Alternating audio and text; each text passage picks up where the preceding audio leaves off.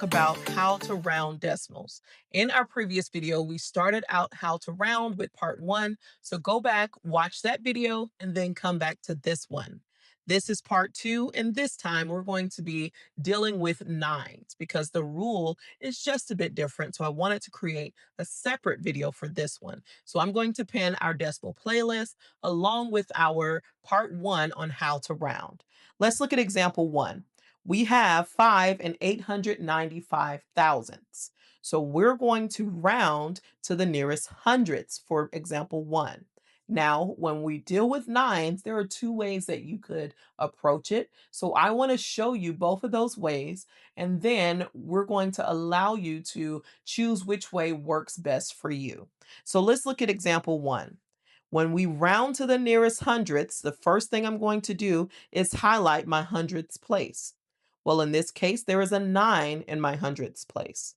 Well, to the right of that 9, I also see the 5. What does that 5 tell the 9 to do?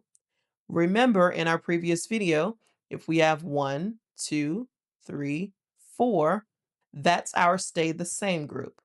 If I have 5, 6, 7, 8, or 9, that is my go up 1 group. Because 5 is in our go up 1 group, that 5 tells our 9 to go up 1. Now, what does that look like? Because we can't just put a 10 right here because that's the number after 9. What do? Well, our 9 actually is going to turn into a 0, and we're going to carry the 1 to our tenths place. And because of that, 8 plus 1 is 9. So my answer is 5 and 90 hundredths. We're going to use this same exact example, but this time we're going to solve it just a bit differently. We know that 9 is in our hundredths place, and we also know that 5 is going to tell our 9 to go up. Now, what is different here is instead of carrying the 1 and creating it that way, what we can actually do is look at this number. This number right here is 89. Because that number is 89, well, what is one more than 89? 90.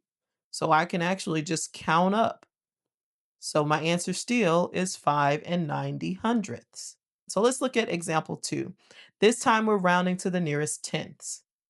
So the first thing I'm going to do is highlight the number in the tenths place. In this case, it's 9. Because of that, now we have to see what this 9 tells this other 9 to do. Well, it tells my other 9 to go up 1. Well, what is 1 more than 9? Again, we can't put 10 right here. We have to do something special. That 9 turns into a 0, and we carry the 1 to the place before that. So in this case, this is our ones place.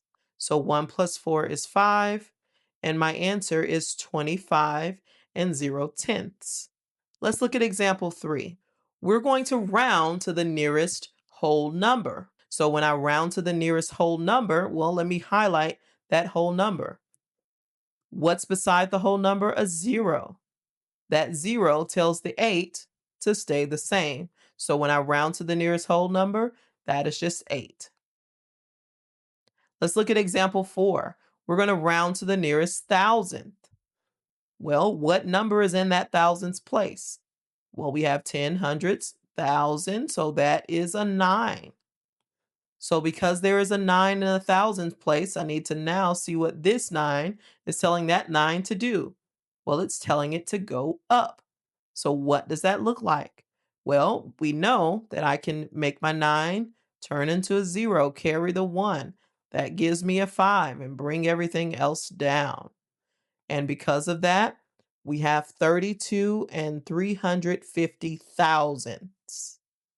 Now I want you to try some. I want you to pause this video. I want you to work through these problems, play the video, and let's check our answers together. So go ahead and pause the video.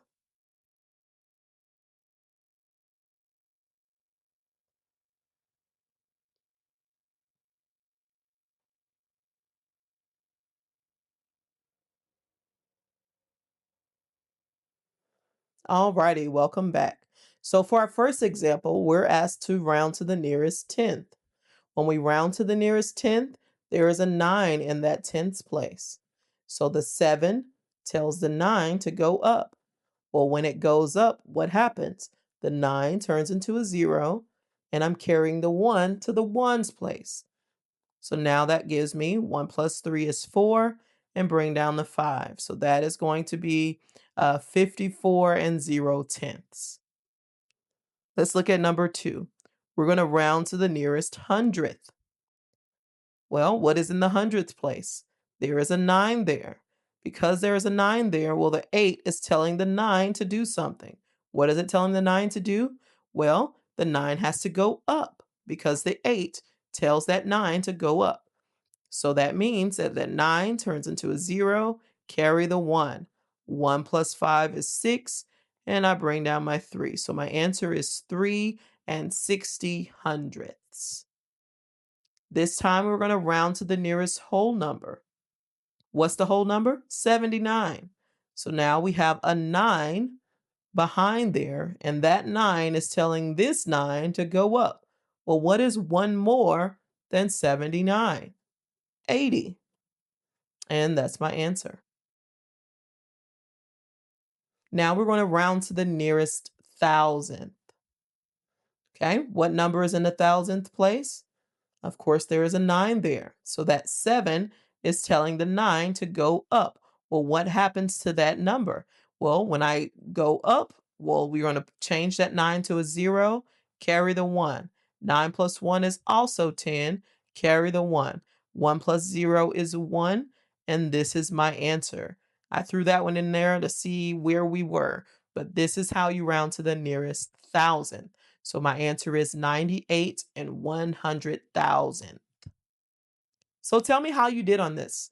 I want you to go ahead and put that in the comments. And if you have any suggestions on any videos moving forward, please put that in the comments as well. Please make sure you check out my Decimals Made Easy playlist that I'm going to pin at the end of this video. And also, please check out our Fractions Made Simple playlist. I'm going to pin both of those playlists here at the end. I hope you guys have a great day, and until next time.